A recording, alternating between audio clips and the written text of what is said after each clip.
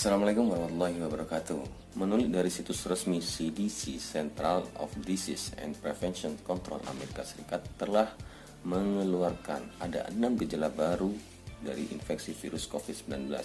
Diharapkan dengan informasi ini, masyarakat ataupun tenaga medis mampu mendeteksi dini infeksi dari COVID-19 dan dapat menerapkan isolasi sedini mungkin.